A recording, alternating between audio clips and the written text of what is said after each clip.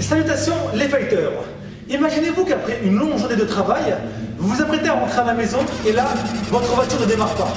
Vous voulez appeler un ami, mais votre téléphone n'a plus de batterie. Ce n'est pas de chance, on est d'accord. Mais attendez, ce n'est pas fini. Il ne vous reste que vos jambes pour entrer. Et là, sur votre chemin, vous apercevez cette ruelle. Vous savez, celle qu'on aperçoit souvent dans les films. Bref, vous l'empruntez. Vous commencez à entendre des pas qui deviennent de plus en plus audibles. Vous vous retournez. Et là, vous venez de prendre un coup de poing et vous vous apercevez que votre nez est cassé.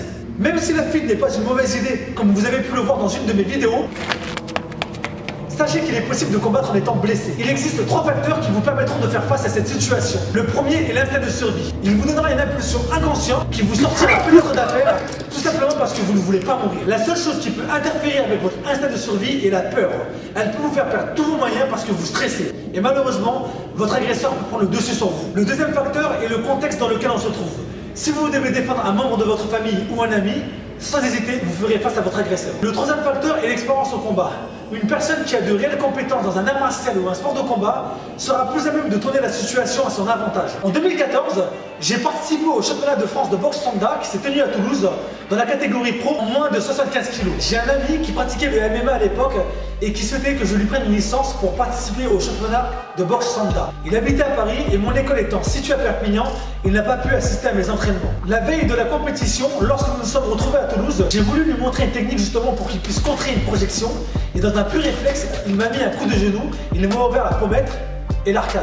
Je pissais le sang et autant vous dire que j'ai été assommé. Oui, j'ai vu les étoiles, j'ai même d'ailleurs vu cette lumière blanche, ce tunnel.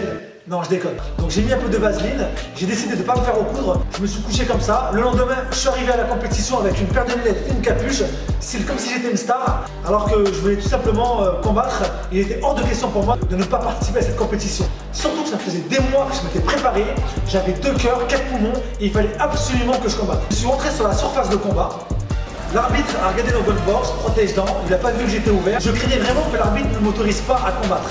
Je ne sais pas s'il a fermé les yeux. Je craignais vraiment de prendre un coup au niveau de ma blessure parce que forcément ça se serait réouvert. C'est seulement le dimanche soir quand je suis rentré donc à Perpignan que je suis parti à l'hôpital me faire recoudre. J'aurais pu vraiment reprendre un coup, me blesser plus que ce que je l'étais, mais j'avais besoin de me prouver que j'étais capable de combattre en étant blessé. J'ai voulu le vivre comme une expérience. J'ai voulu vraiment me prouver que c'était possible de réadapter ma stratégie de combat. Et j'ai réussi à gagner donc sur 4 combats, 2 combats. Je voulais faire beaucoup de projections, mais là forcément, vu que j'étais ouvert, j'ai évité l'anglaise au maximum. J'ai vraiment évité. J'ai évité aussi de venir me coller près de mes adversaires pour faire des projections. À 90%, j'ai utilisé que mes jambes. Je suis venu comme un pratiquant de taekwondo. Et j'ai réussi à tenir comme ça 4 combats. J'ai d'ailleurs mis un KO, vous le voyez dans la vidéo. Je me suis laissé aussi avoir par des combattants qui étaient très expérimentés, qui ont pris le dessus. Et comme je vous dis, il y a aussi le fait que je sois blessé. Ça a changé ma méthode de combat. Donc il y a l'appréhension. Il y a l'appréhension de prendre un coup. Donc forcément, on ne combat pas comme on combattrait si on serait au top de sa forme.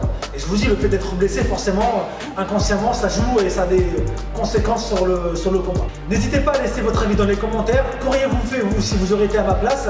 Et si un jour, vous vous retrouvez blessé, est-ce que vous allez fuir ou est-ce que vous allez combattre? N'hésitez pas à me laisser un commentaire. Je vous invite à laisser un petit pouce bleu, à vous abonner et je vous dis à bientôt les fighters.